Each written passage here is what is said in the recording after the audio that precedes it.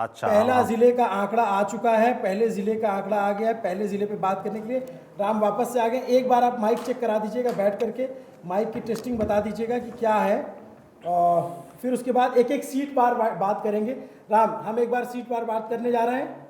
अभी हम बिहार को लेकर, बिहार का जो हमारे पास डेटा है वो खोल चुके हैं। हाँ, देखते हैं किसकी किस्मत में क्या है और हमारे इसमें सिस्टम में क्या है। अब ऑडियो ठीक आ रही है? ठीक है, बता दो यार। अब पहला डाटा स्क्रीन पर आ रहा है। जिले का नाम है, कौन सा जिला है? पश्चिमी जिले का नाम चंपारण। है पश्चिमी चंपारण। पश्चिमी चंपारण का डाटा आप आपकी स्क्रीन पर अगले कुछ सेकंड में आने वाला है। पश्चिमी चंपारण का डाटा सामने स्क्रीन पर है। पश्चिमी चंपारण की 9 विधानसभा सीटों पर जो है वोटिंग के जो एग्जिट पोल रुझान सामने आ रहे हैं। पहले रुझान पश्चिमी चंपारण जिले के वो स्क्रीन पर ले आइए भैया, लोग इंतजार कर रहे हैं। स्क्रीन पर है। अच्छा, पश्चिमी चंपारण की 9 सीटों पर आप देख रहे होंगे, 8 सीटों पर एनडीए बढ़त बनाए हुए है। आई रिपीट, 8 सीटों पर एनडीए को बढ़त दिख रही है। और इसमें महागठबंधन एक सीट जो है, जो कांग्रेस पार्टी वाल्मीकि नगर की, वो जीत सकती है।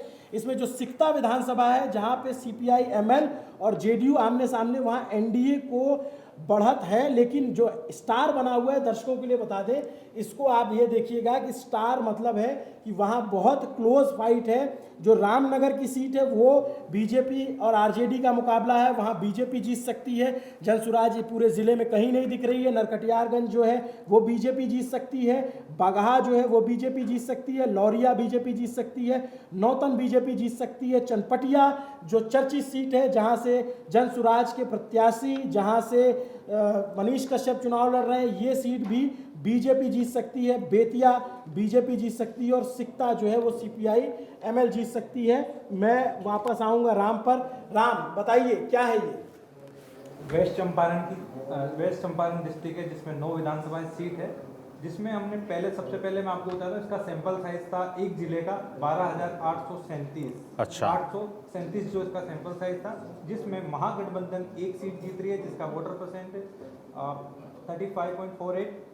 एनडीए 8 सीटों के करीब यहाँ बढ़त बनाएगी, 38.71। और यहाँ जनसुराज सीट तो कोई नहीं जीत रही है, लेकिन वोट परसेंटेज करीब 15%। वोट परसेंटेज ध्यान देने वाला है। जनसुराज के हिस्से में 15.58% वोट आ सकता है। और अदर जो लोग हैं वो बाकी कैंडिडेट जो निर्दलीय हो गया, नोटा हो गया, उनके करीब 10%। मतलब ये वो जिला है जहाँ पे सवर्ण आबादी अच्छी खासी संख्या में बताई जाती है, और बिना किसी सीट के जनसुराज 15% वोट इसको यहाँ पे पा सकता है। इसके अलावा आप देखेंगे टैली में चेंज है। स्क्रीन पर हम लोग को दिखाइए भैया जरा, आप जो है टैली में बदलाव है, और इसको थोड़ा और जूम कर दीजिएगा ताकि लोगों को, दर्शकों को पढ़ने में आ जाए। जो बदलाव देखने को मिल रहा है वो यही है कि 8 सीटें यहाँ पे बीजेपी और जेडीयू जीत सकती है। एक सीट महागठबंधन के खाते में जा रहा है। पिछले चुनाव से क्या बदला है इस जिले में?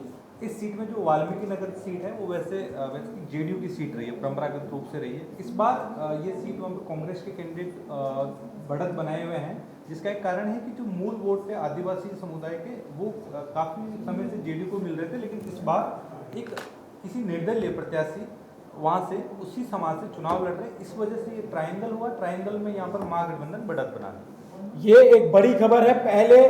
पहले 9 सीटों का एग्जिट पोल आ चुके हैं, उसमें इसमें 8 सीटों पर एनडीए को बढ़त है, लेकिन अभी ये बहुत शुरुआती है। इसके बाद हम अगले जिले पे बढ़ेंगे। अगले जिले में जब बात करने जाए, उसका डाटा हमारे पास आए, उसका भी डेटा हमारे पास आ चुका है। अगला जिला है पश्चिमी चंपारण के बाद पूर्वी चंपारण, उसका डेटा हमारे पास जल्दी स्क्रीन पे आने वाला है।